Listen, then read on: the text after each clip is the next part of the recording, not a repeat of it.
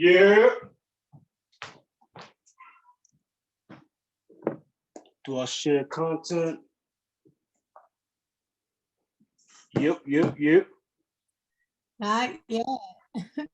Ladies and gentlemen, welcome to today's The Elouise Show.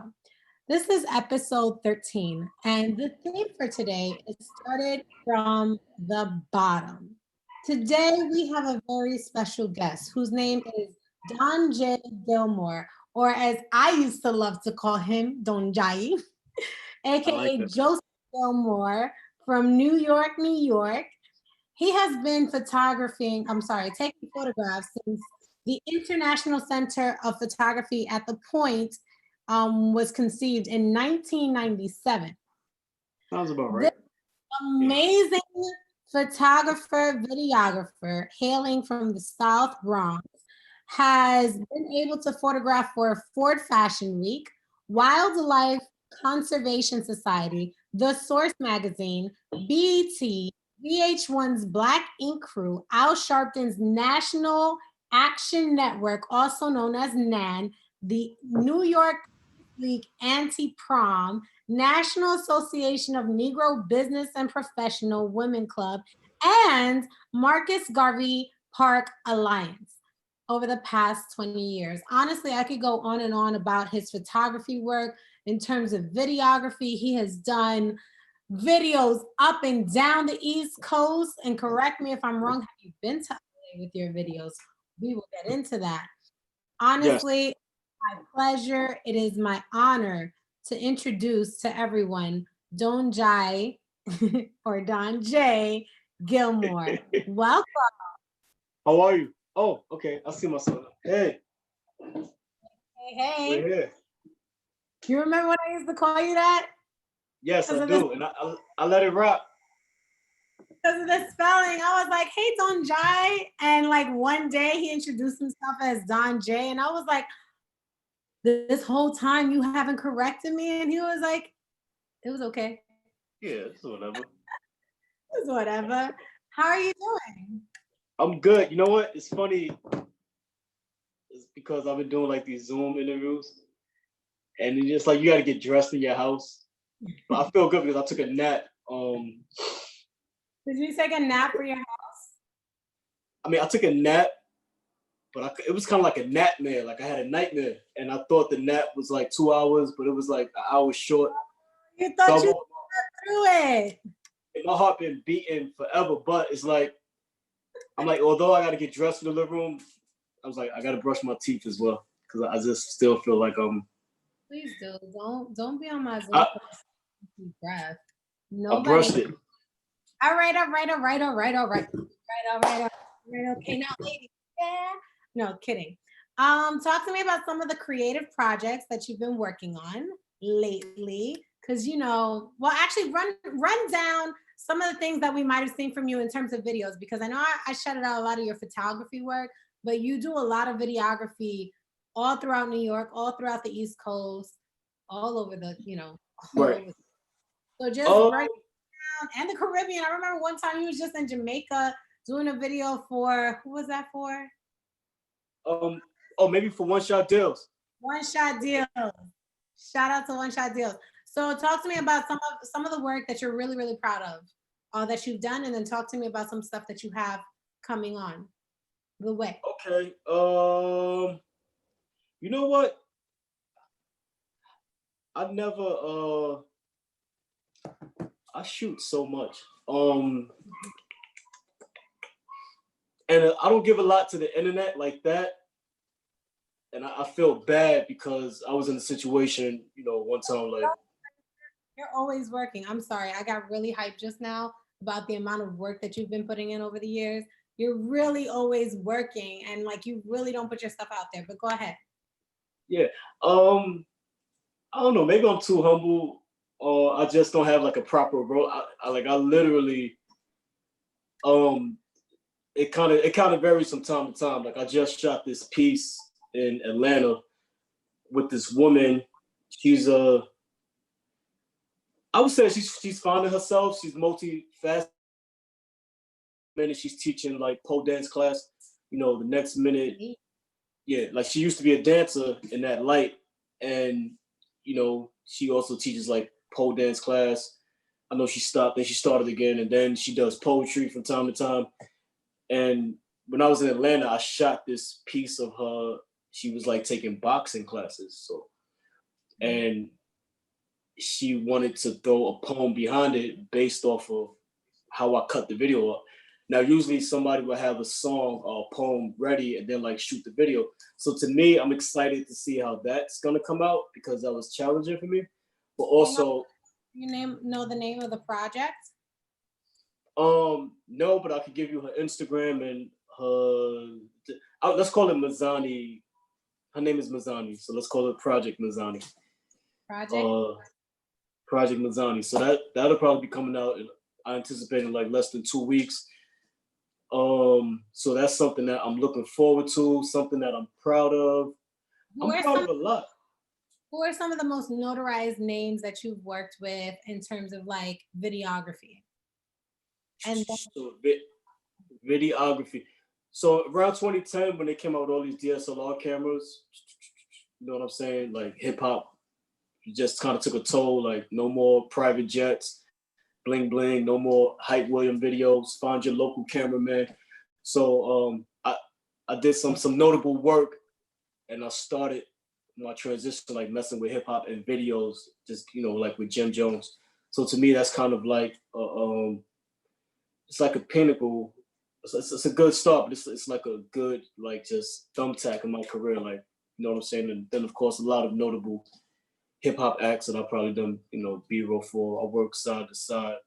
You probably seen the Rough Riders project that just came out on BET. I worked side to side with D from Rough Riders, and kind of like all of his personal media endeavors, and working with him, I feel like Muhammad Ali had like a personal photographer, and I feel like. Do you know who Muhammad Ali's personal photographer was? Because I'm camera shy and I had the illest brain fart, I can't regurgitate the name at the moment. But that reminds me of my relationship working with D from Rough Riders. And I work with so many people, and like on a constant, like every other day, it's like I'm putting out work, I'm editing and stuff like that. I just let the work kind of speak for itself. As you should. So let's get into it. At what age would you say you started really hustling for yourself? Like let's bring it back. Like what was your first job? Think about it. Think good. What was your first job and how old were you? Cliche. My first job. But no, you know what it was? I sold the print. So I started in the community program, The Point, which is why I'm big on community programming, and I believe, like, wholeheartedly, I believe that if you start your child, off very young, into something that they could definitely become whoever they want to be by the time they're like 20 years old or something like that. But I sold the print, selling the print. I was probably like maybe 10 years old. Like I sold the print, and I couldn't cash the check because I didn't have any ID. So I will always remember that moment. Like, hey mom, I sold the print. Like, you gotta come with me to the check cashing place. So that was kind of like my first job in a sense. How many like consistently selling prints, or was your first job selling a print? Sorry. So the episode 13 of the Elouise show, we're doing something a little different. While we're live on YouTube right now, I just went live on Instagram. Hi guys. Okay. If you're on Instagram, if you're watching us right now, click the link in the bio and come on over to the YouTube channel, because I'm on with Don J. Gilmore, photographer, videographer, and he's going to tell us about his journey, about how he got to where he is and how he's been able to sustain a lifestyle just doing videography and photography. It's going to be a lit conversation. Come on down.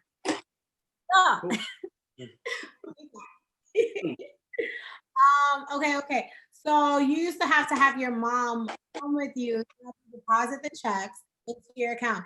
while you were selling prints? And then from selling, were they your own prints or were you selling the prints that just was like part of like the points like portfolio from all the work that the students have done? That's what I feel like. I think it was we probably had a show, a gallery, it was like maybe like a premature kind of in-house critique, and I think I put something on the wall, and somebody from the point introduced somebody to me, and they seen my work. It was like I want to purchase that print. So, do you remember what it was a picture of? No, I do not. But somebody told me. I have a mentor, and somebody who reintroduced me, I believe, to this person that purchased the print. Like it was like some 20 years later. Hey, this is the person that bought your print, kind of thing. But I just forgot what the image was. We never followed up. I wanted to see it and do a whole thing, but that it's crazy how life comes in full circle. But yeah, like selling prints is another part of the game that I think now, because things are so digital, I think people kind of forget about that. It's almost like a lost form of art. But I definitely sold prints. That was probably my first bank. Like a lot of people have been purchasing digitally. They've been purchasing like prints of photography, copies of like paintings to like decorate their homes because they're home a lot. People are like building out entire offices for themselves now. Right. You know? Right. I think it's still a lot. So you know what? Everything is coming back in full circle, right? Whether it's fashion, even look, probably your last 10 favorite hip hop records have a probably have a sample on them from like an old school song. So it's like everything is coming back to kind of, to the essence of things, and I'm happy about that. So to me, that's a gift. The curse is there's not that many dark room facilities left in the city where you can actually get busy, and like printing work is therapeutic. And then actually the cost of like doing your own, printing as like in terms of dark room, like Yes. it's very, very expensive in relation. Like working with film is very expensive as opposed to working digitally. Right. That's very true. That print, my mind just went straight to like the printouts of like pictures, but you're talking about legit like film. Yes, like 8x10s or 11x14s. Yes, black and white. But it's say that again. The OGs of photography. Yeah, we the baby OGs.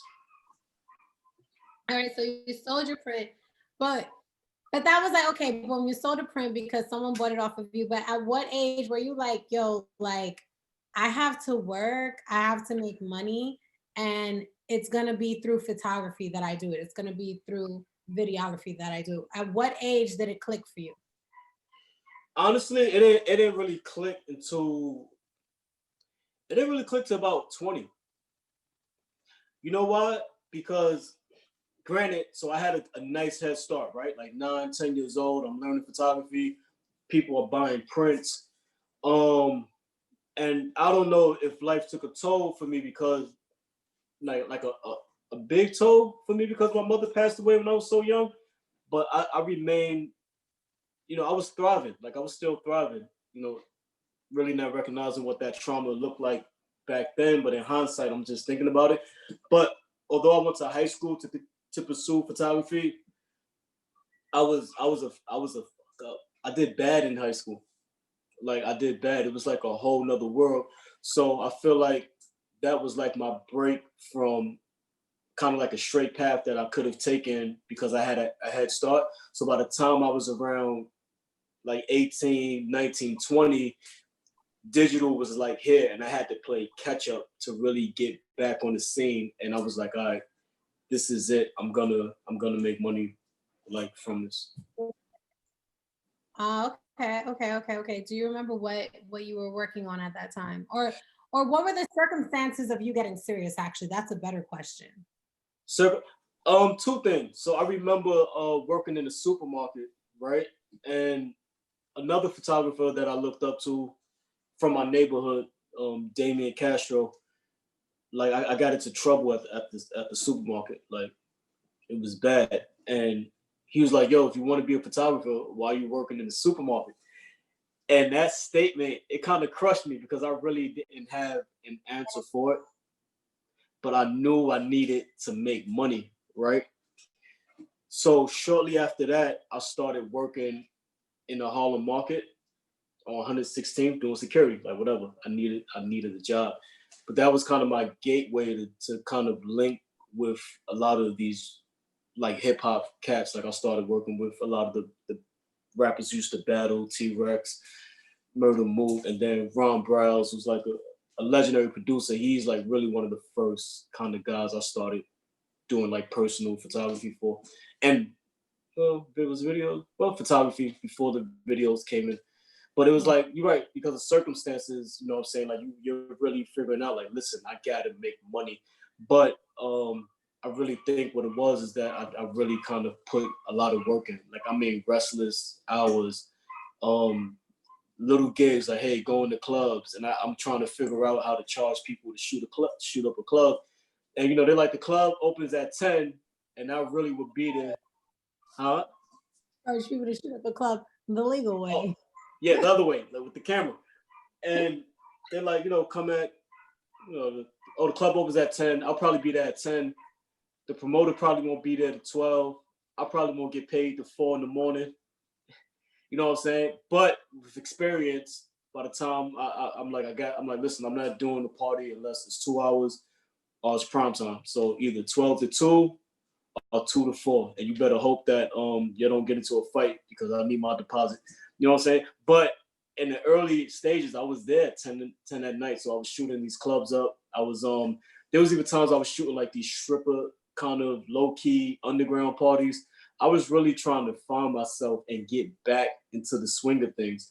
Now, mind you, when I was growing up, or what have you, let's say at 10 years old, photography was kind of like a different thing, right? Because I was kind of inspired by Spider-Man, who was Peter Parker. So he was a photographer. I took classes at the point.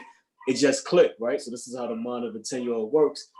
And my parents and people were like, yeah, you could work for a newspaper and, you know, stuff like that. You could, like, I just remember like newspaper and magazine was probably like the biggest things I would hear.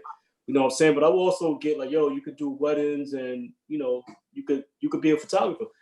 But even back then, I didn't imagine making a living off it. It was just something I wanted one there and out the other. But by the time I'm like 18, 19, 20, and I'm living on my own and I'm trying to figure it out, and I'm like, listen, the game done changed. I was trying to play catch up. So I had to put in a lot of work and free work too. Like I had to put in a lot of experience to say. So what would you say are the circumstances that got you to live on your own at such a young age? Because I know maybe for like you know, minorities hailing from the Bronx, Right. Brooklyn, or let's just say inner cities in general, like living on your own at that age isn't exactly like the wildest thing that anyone's heard. But Right. to just American culture, living on your own at that age is like you're extremely young. Some people don't move out of their parents' house until they're 30. You know what I'm saying? Right. People wait till they're married to move out of their parents' house. So, what made you move on your own at such a young age? Well, my family structure, it was broken up ever since my mother died. You know what I'm saying? So it was kind of like a every person for themselves situation, getting where you fit in, like grow up kind of fast. This is what you need to do if you want to become this kind of situation. So after high school, like I done, lived in shelters like the Covenant House downtown, Good Shepherd services, and that was kind of like a break for me to live somewhere, to live in the city on 23rd, 24th Street. And the gift of that was that you would pay rent and get the money back within 2 years when you leave to get on your own again. But another gift of that is that I was right in Paul's, the like Chelsea, the meatpacking district. I was able to go to these clubs and Build yourself up. yes. So the clubs is kind of where I got the clubs in Harlem. Although I'm from the Bronx, but working in Harlem and just being around like Harlem, they kind of That's cultivated me. I really describe you as being from Uptown because you're really from the Bronx, but you're really from Harlem. You from the Bronx. You're really from Harlem too. Um, so completely very, very sorry for your loss. Let's not overlook the fact that you said that your mother passed away. If it's okay, may I ask at what age did you lose your mom?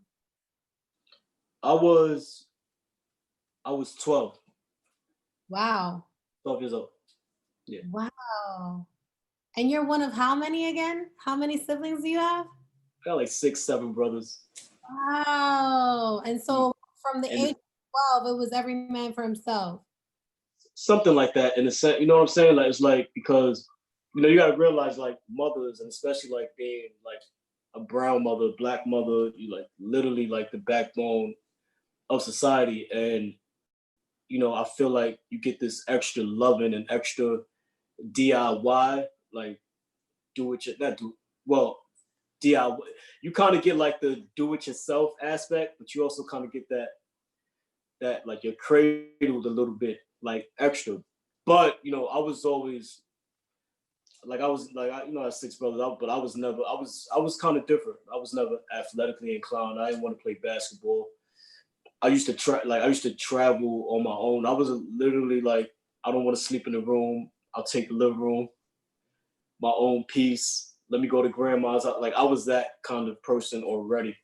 So did You you know, guys live with your grandmother or were you guys split up into different foster homes? well, not foster homes, but like I bam, you go here, family house. You know what I'm saying? But we're 7. Family homes. Yes, because my oldest brother, it all boiled down to because he was so young, but he wasn't able to maintain the apartment that we had. And I wish, listen, y'all, 3 bedroom, 2 bathroom on Hunts Point Avenue, 3rd floor walk up. I want to buy that apartment back. I'm coming for it. Yeah, there's something for like nostalgia, something about the story of your childhood and buying back the places that you lived in. I Right. can I can totally get with that dream. Um, so on some level, I know this wasn't your answer, but on some level, like your mom's passing is partially what motivated you to like get to it. So I mean, you said Yeah. that it motivated you to get to it. Like you were bouncing essentially from family member to family member's house during your youth. So at the point that you were 18, you were really on your own. You really had to get to the bag. The only trade that you really had was photography because, as you said, you weren't doing good at school, but that makes sense because like you're bouncing around like. Yeah. You know what I'm saying? Like I wasn't. Stability, which is really, really critical for kids when they're like growing up. They really need stability to learn. So Right. you didn't really have that, but you had your artistic skill set. And it's dope that even though you didn't do so well in school, you yourself are a very intelligent man because it takes an Thank intelligent you. man to build what you've built. I But appreciate that. so now I have a question, given everything that you've said and everything that you've been through, like Okay. what is advice you would give someone pursuing a career in photography or videography, specifically the youth? Um, Never let up because so now social media, Instagram is like a gift or a curse. But I would say, be consistent and find your unique voice in your work. Um, 9 times out of 10, things that I get paid for may not be my unique voice or my unique vision. So that's kind of like a curse. Like it's a gift that I'm getting money, but the curse is this isn't necessarily 100% me. So the advice that I would give to you is to kind of find your voice, find your aesthetic, find your style, and make it yours with a little bit of concrete photo ideas. Like make sure your images, they're composed right, the composition is good, the depth of field is good, but make it yours. So when somebody sees it, they're like, "Damn, I know that's you." But also stay consistent, and nothing's overnight. And although the money may not be coming in, your passion should kind of be paying you and fueling you to really continue pursuing to become what you want to become. And now you've been doing this for 20 years, right? Just about, yeah. Damn, time flies. Dang, lifetime. So how would you describe your unique voice? I think, you know what? With videos, I have more of a, not a direct, like, a lot of these projects may be like small budget, so I may not have like a DP to work with or what have you, but I kind of have like a DP, which is a director of photography. I kind of have like that eye where I'm focusing on something, almost where you see whatever you see on the screen is kind of framed up as if it's a photo. Now you might watch some videos and you could tell like somebody probably used like a wide angle, like just one kind of like frame, and they probably walked in on their subject and walked back. You could tell that I'm really messing with the mechanics of the lens on a lot of my images. And in film, it's kind of like an artistic kind of thing more so than, so it's like I'm shooting with my artistic mind, not the mind that necessarily makes money, but I wound up getting paid for it because people like that stuff. Hold on, let's go to your website real quick. You helped me with my site, and I gotta update it. No, but I feel like you have some heat on your site. I feel bad. Why? Why do you feel bad? Because I'm so busy that I haven't updated it yet. Like I think the video part is, but the photos I got. But yeah, check it out. Let me know if something stands out to you. We're about to check it out right now. Like right now. Not like 5 minutes ago right now. We live. We all live. We live. What? As soon as I just have to optimize the audio. Yeah, tell me what you see. Yeah. You gonna see what I see. We gonna see it together. Like on the flip screen? It's gonna be seen. Okay. Hold on. I'm just trying to like, sometimes I do a great job at my screen shares and sometimes it takes me a minute. Okay, we're at Google Chrome now. Boom, we at the site. Ready? Don J did it. And don't you forget it. What's this video that's playing? The first one? This, yeah, with the army person. Oh, I see. Oh, that's Joey Ray. He's a phenomenal R&B singer. I feel like he's from Westchester, Yonkers. Wow, these are what? Okay. I love that video. You didn't even talk about, so you did Lil Mac foreign. That's how you say it? Lil Mac, right? Lil Mach. I think I like Brianna's King's skate session. I like the Fred the God. Rest in peace, Fred the Godson. I like that video. Yes. I like all the stuff. Yeah, it's my little portfolio. Surah, I watched this one, Surah Ali, very hot. That was fire. Fire. Fuego, my homie. Fuego. Oh, therapy. Oh, that's nice. You rapped. Oh, you did a commercial for Darrell. Yeah, it's pretty simple, but it when I was like, and sometimes the Caribbean, when you went to Jamaica for One Shot Deals video, so he has a wonderful portfolio. So if you want to check, Brillo, shout out Brillo. So if you want to see more of like Don J's work, just go to his website, donjdidit.com. But I'm trying to find, you don't have your photography up anymore. Oh, you do. Here we go. But that is a beautiful wedding shot. I need some. Thank you. Ooh. Oh, hello. Let's play with this broken glass. Okay, I see what you're saying. Angles. You're giving me, you know what? You just gave me like mad confident, and I'm like, I'm serious.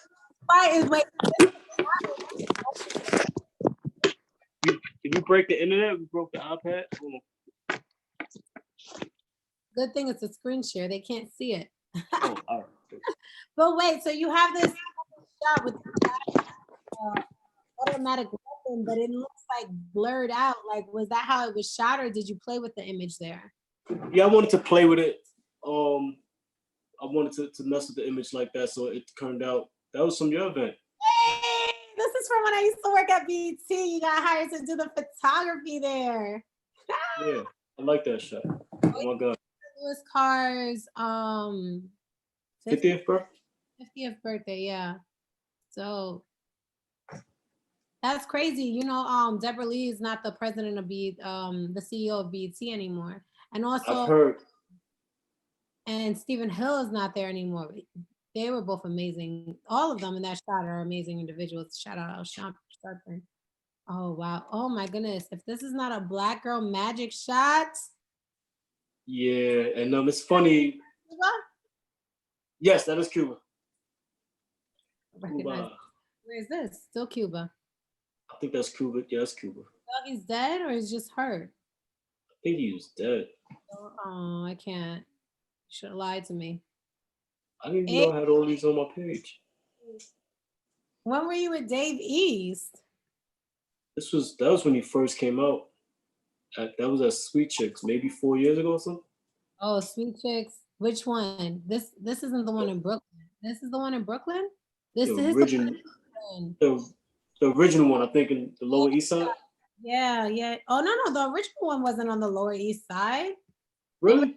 No, the original one, because remember, it's the Nas's restaurant. So the original one, angle up a little bit. The original one is actually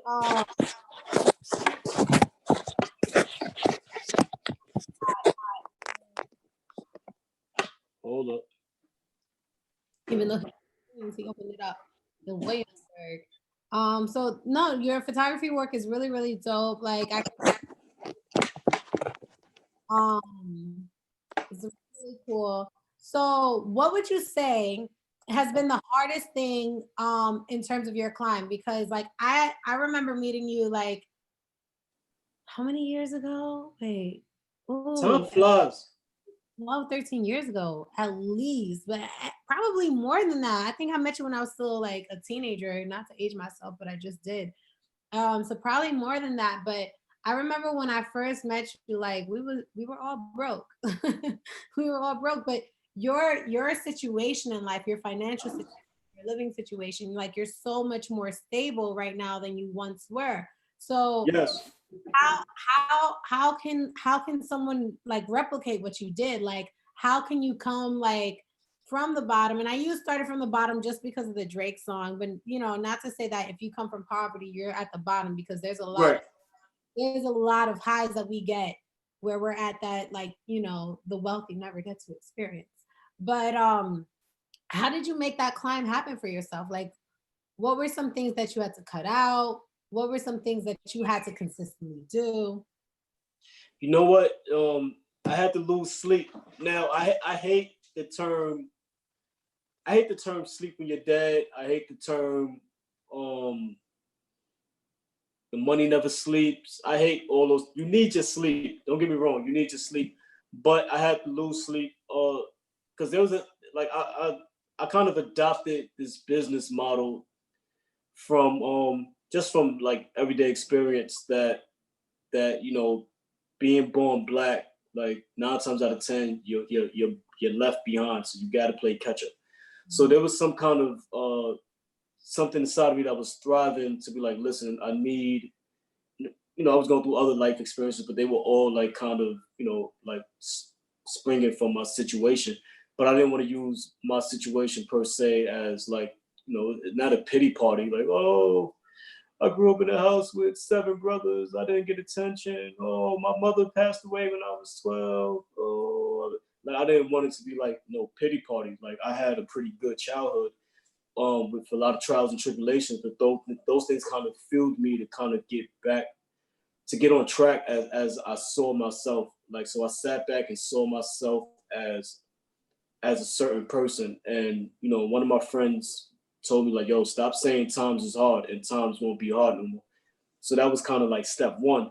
Step two, I would just kind of constantly make myself available for opportunities. Like it probably wasn't the biggest bag, the biggest money offered, but it was just like opportunities until I gained that confidence to be like, this is what I charge, this is the rate that I'm doing. So I wound up kind of being versed, you know what I'm saying? In certain things, like just that's where like kind of like Don J did it came from, because I wanted to kind of be, oh, I could shoot a wedding, bam, I could shoot a rap video, bam, I could shoot a bar mitzvah, I could shoot a sweet 16, You know what I'm saying? And kind of just roll out like that.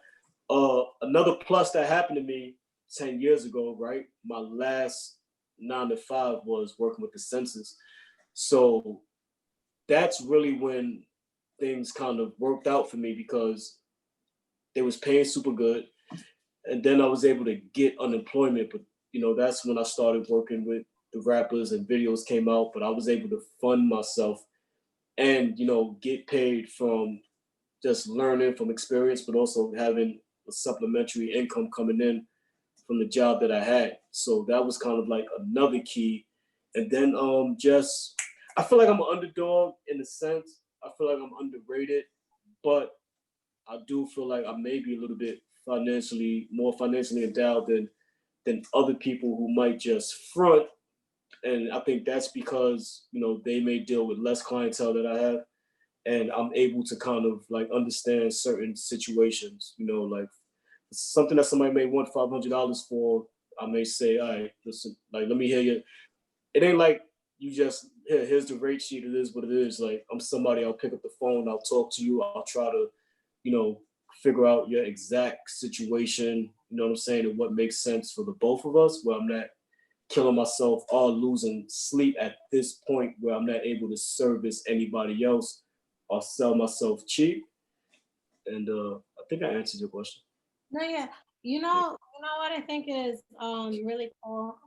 You definitely are underrated for sure, for sure. Because if you look at your body of work and like the the quality of your work, I think it's fire, fire.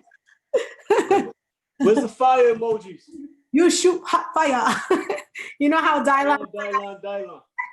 I shoot hot fire. So okay, let's get into like what are some of your greatest artist influences? You know what? I'm influenced. Huh? By who? I'm influenced by like I dress bright for the most, you know what I'm saying? I wear bright. I'm influenced by color. I'm influenced by sound. I'm influenced by lifestyle. You know what I'm saying? So I remember certain things from my childhood that kind of influenced me now.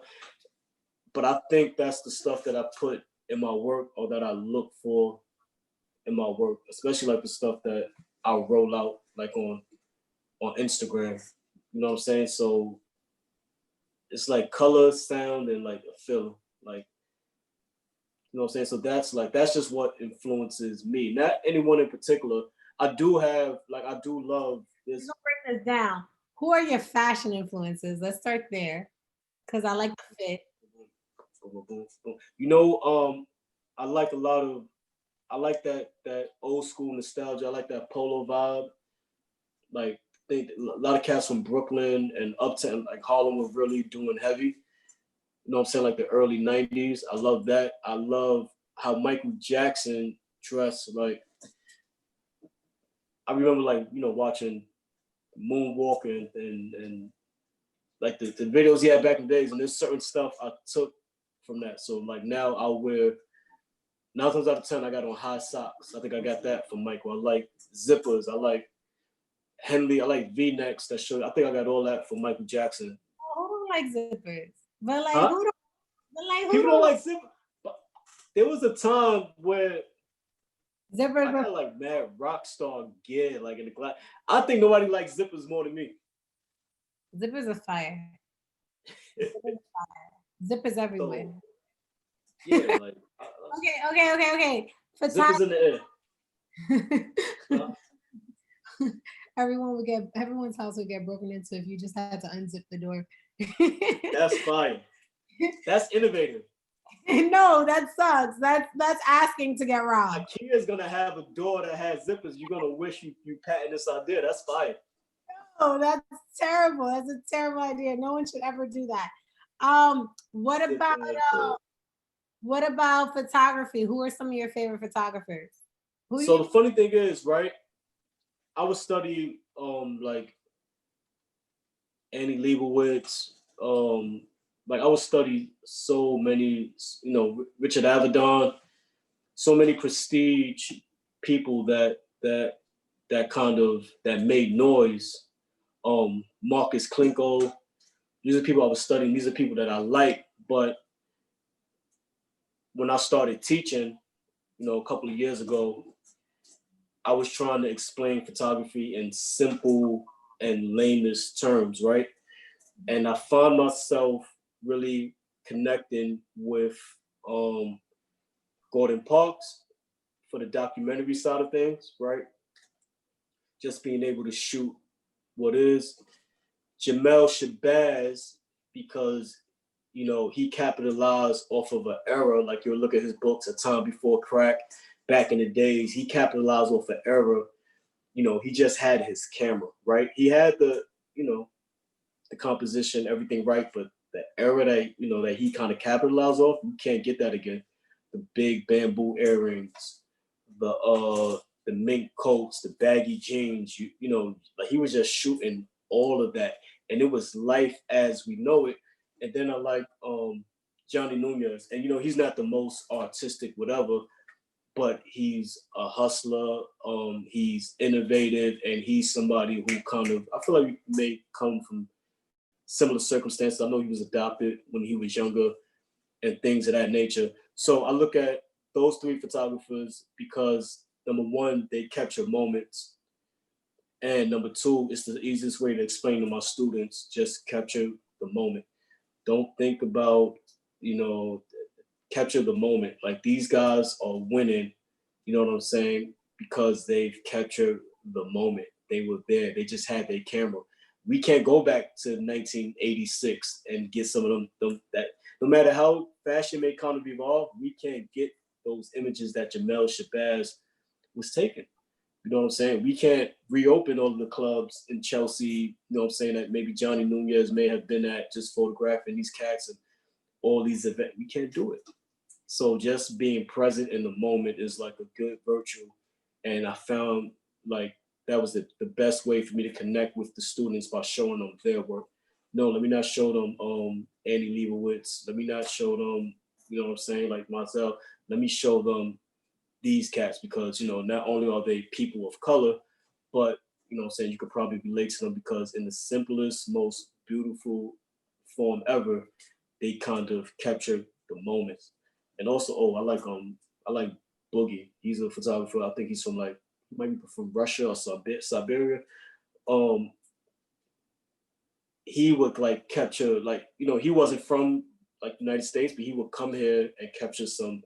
He'll be in the projects and capture like people with their shotguns out, the gang life and all that stuff. And he wound up because his style was so raw. Big companies wound up loving him and hiring him just for his style. Now your style is raw and it's becoming commercial. So those are people that I kind of look up to. I see that in your work in a sense, like you have a certain level of grit to what you like put out there a lot of the time.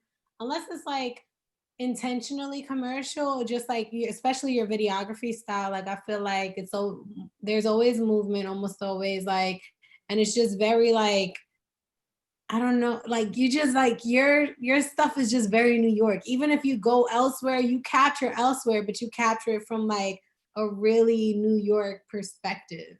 I like Which that. fire. Obviously being from Well, New York. thank you. You got me blushing. I'm all blush. Good. Thank you. I appreciate that. Well, This makes okay, me feel good. so now in terms of videography, who you messing with? Like who is it? Um, uh, Or we can say cinematography, or we can say cinematography. Have you ever? photography, like whatever you want to, whatever name you want to put on it. Like I still think having like that DP eye is kind of like a trademark of mine. Like just having a lot of people don't have the eye. Like their shots are more like location with the artist in the middle. My shots is like let's zoom in on the artist, lips and cheekbones and features and I'm doing that, intentionally. But there's so many people on the video side. Obviously, like heavy hip hop influence. So I grew up watching like music videos, The Box, and Benny Boom and Hype Williams, what's the other guy? Oh, I got the ill brain fart.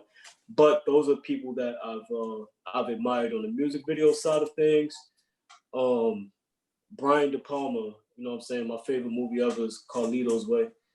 And it like cats like just the ability to tell stories. Spike Lee. I was gonna say, I'm surprised you haven't said Spike yet. I,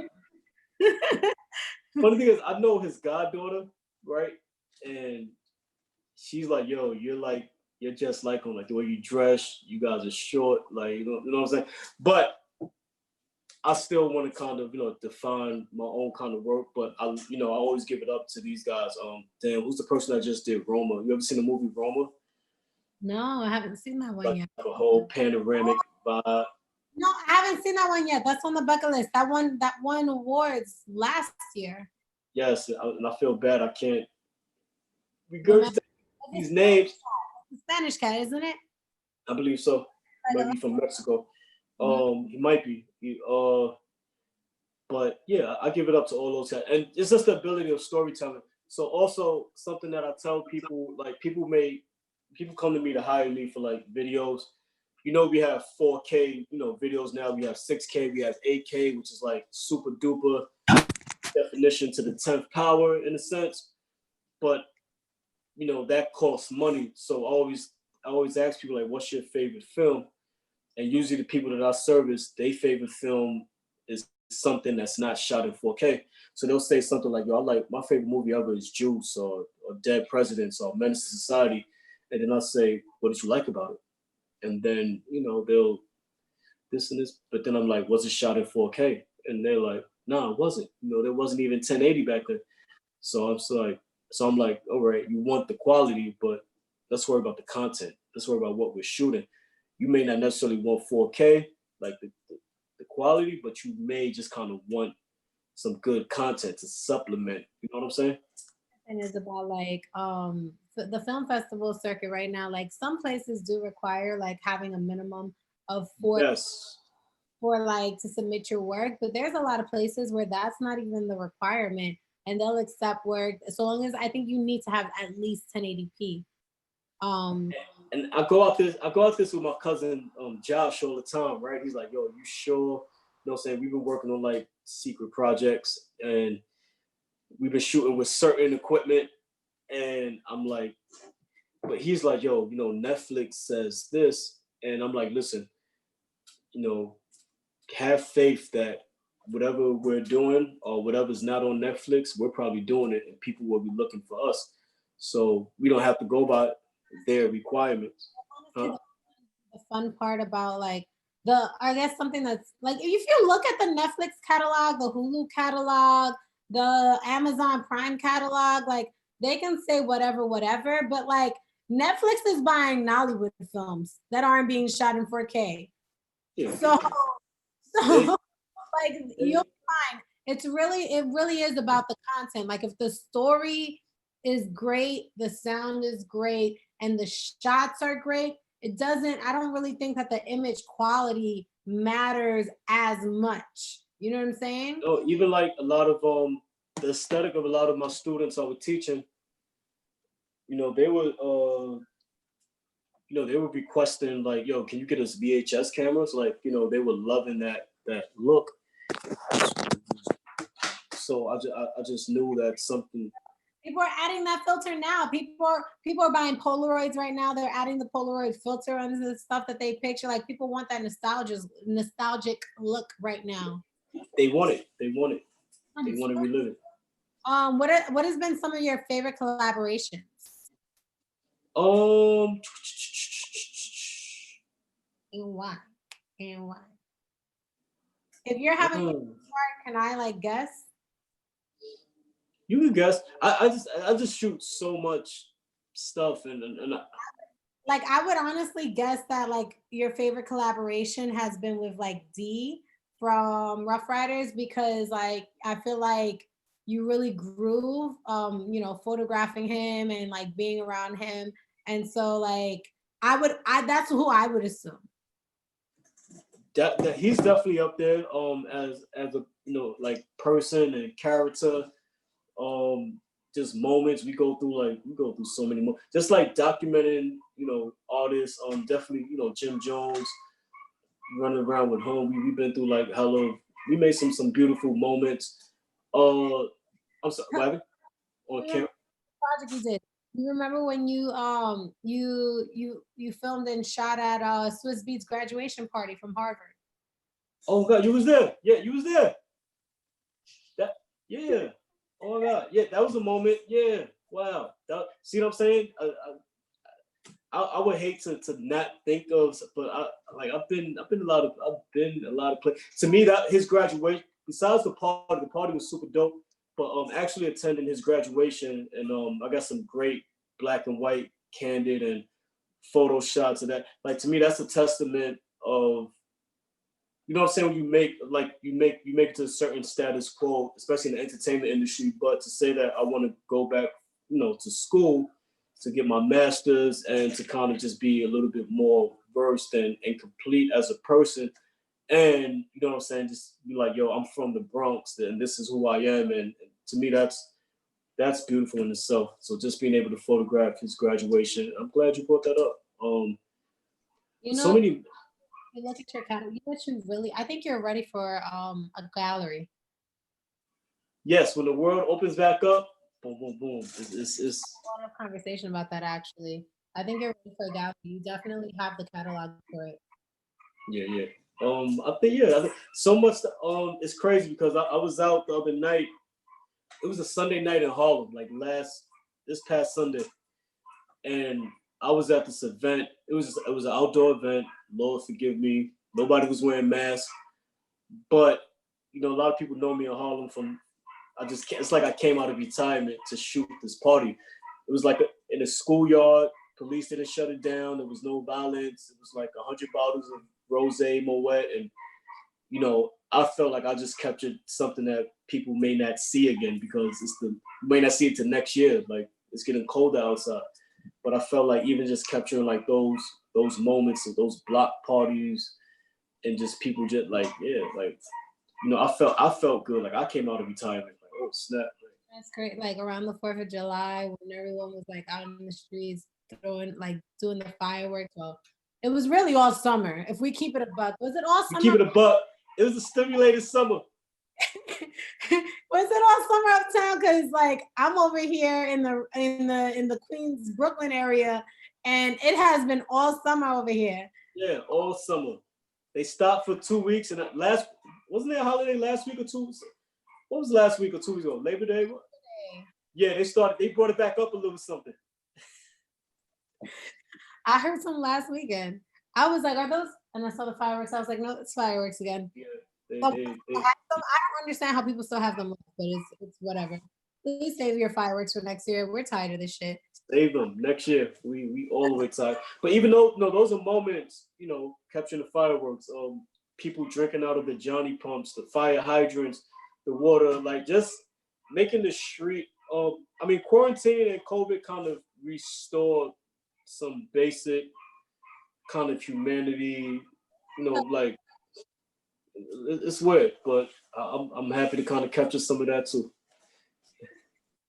But it's cool. You know what else is cool is what I think is pretty cool is like people are outside like drinking on the street and stuff, like glamorized drinking, but like because New York City, like technically you cannot consume in the street, but like due to COVID, like you can't be inside. So like it outside. I think there was a lot more courtesies extended, like a lot more people got a lot more aware of like proper hygiene. Some people could still bother to learn. But not even just brushing your like wash your hands, please. Yes. Yeah, I think it was a really cool summer, and a lot of people say 2020 was for the birds, but I think this was a kind of an iconic year. I think this was a year to kind of learn about yourself, to double down on yourself, to invest in yourself, to learn to think about what you want to do moving forward. I know you've still been working, and I like bless up, because I see you. I'm I take risks. You know what I'm saying? There's no reward without the risk, and it's just only regret with the chance that you didn't take. So I'm a risk taker. Like even I guess February, March, when things were about to buckle. No, March things were buckling down, and it was really like no roads on the street. I was working with D from Rough Riders, and we spent the majority of like 2 months in Nashville, Atlanta, while DMX was recording his project. Like I was on those planes that people were saying don't take, and you know what I'm saying. And I was out in these neighborhoods where people weren't wearing masks in Nashville, except for if you go to like Whole Foods. But I was in different places, and I was seeing like what the temperature was like, and able to photograph some of that. And it's unfortunate that people have lost their lives to become victims to, what I'm saying? But I'm happy to kind of have experienced it and be able, if I go back to teaching, I don't know. But definitely in the future, if I have children, I'll be able to tell them like what life was like. And they'll be like, listen, one day Popeyes came out with a sandwich. After that, everything went left. That's all I can say.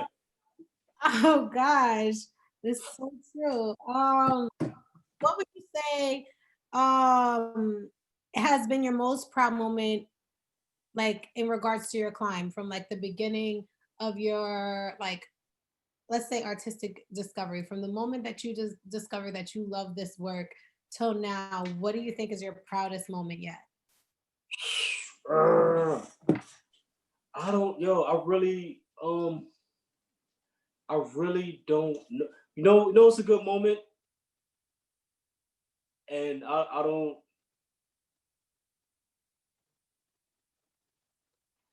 I don't want to cry. You know what I'm saying?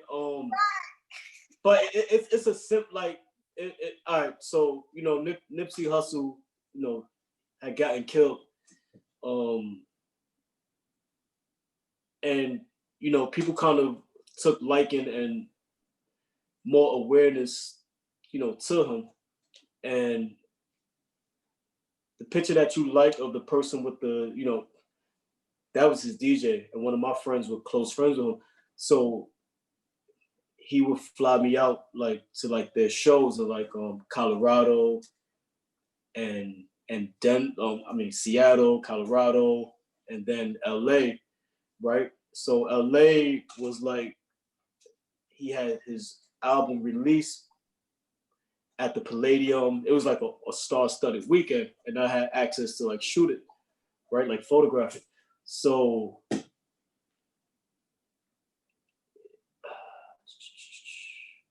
there was two things, right? So there's a picture on his page, right? Number one, this kind of seemed like, for me, it seemed like validation. But he was alive at the moment, so I didn't really think nothing of it. But people kept on like tagging me. But it meant something for social media. But for me, it was just kind of like humble. Like he gave a nod to my photographs of him, right? So there's a picture on his page where he's just doing something as simple as hooking up his mic or something like that.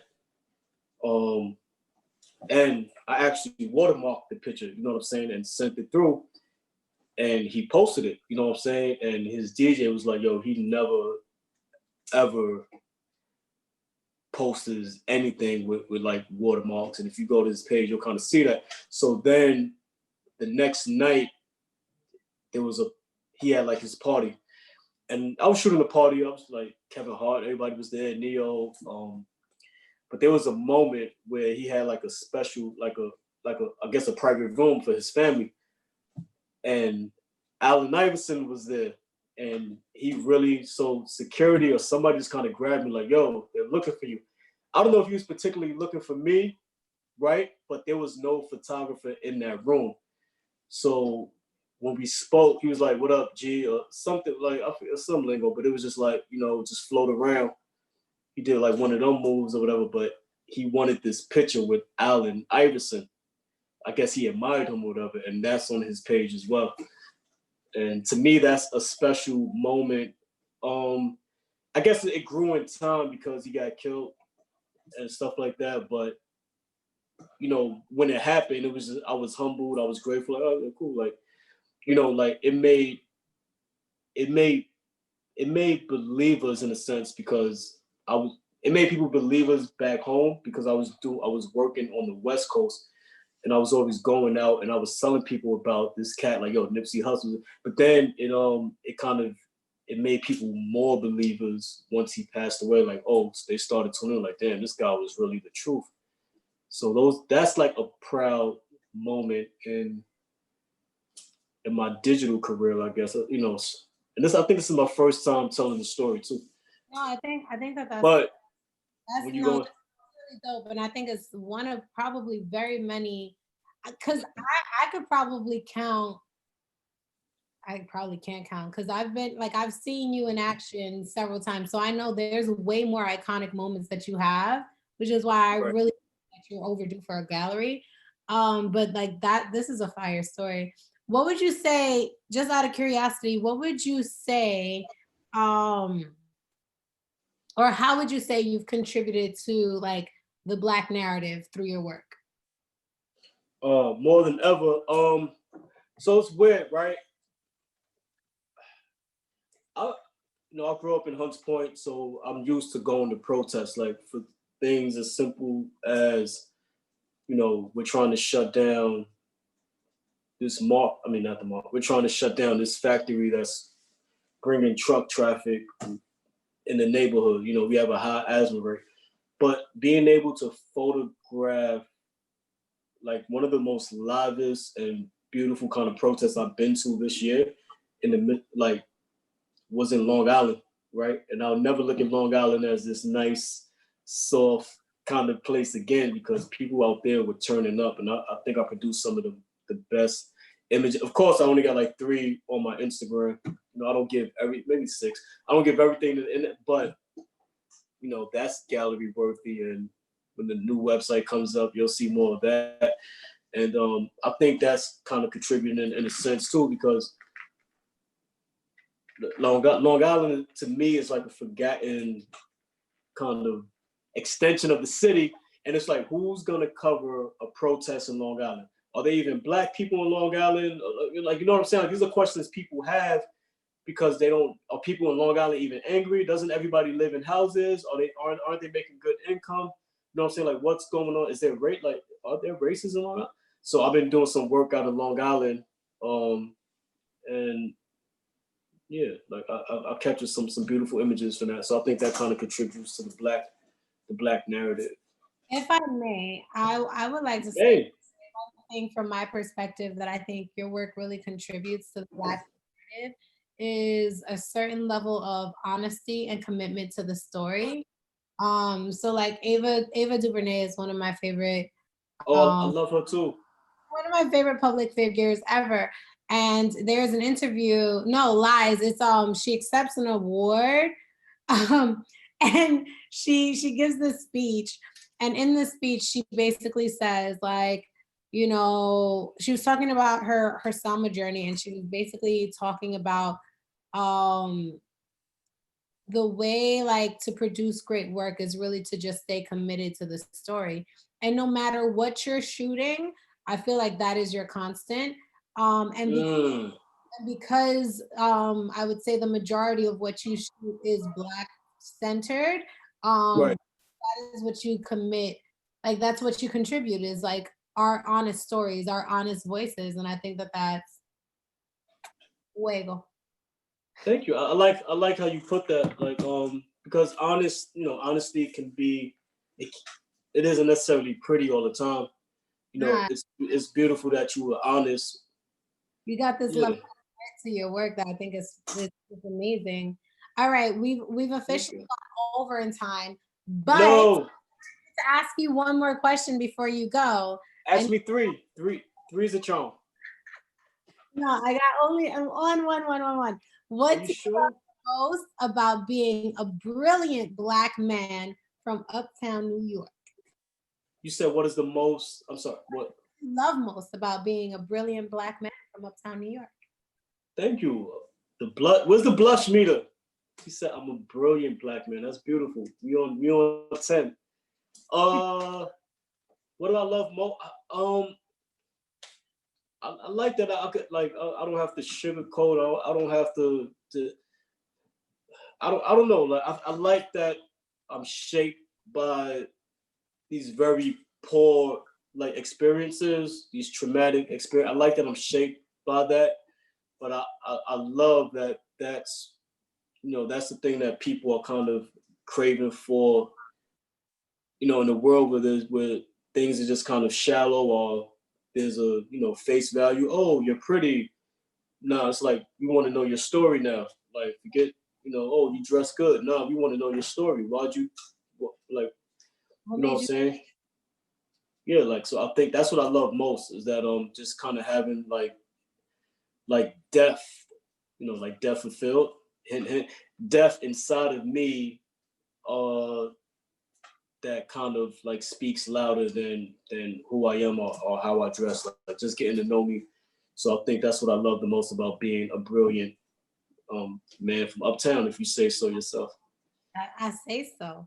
Well, Don J, or as I like to say, Don J. I want to thank you so much for joining me on the Elouise show. It has Thank you. truly pleasure. Until next time, I'm thinking we might need a part two soon. Uh-oh. Yeah, I feel so too. I'm yeah, part two. All right. Thank you. Soon. Bye. Yeah, yeah, yeah.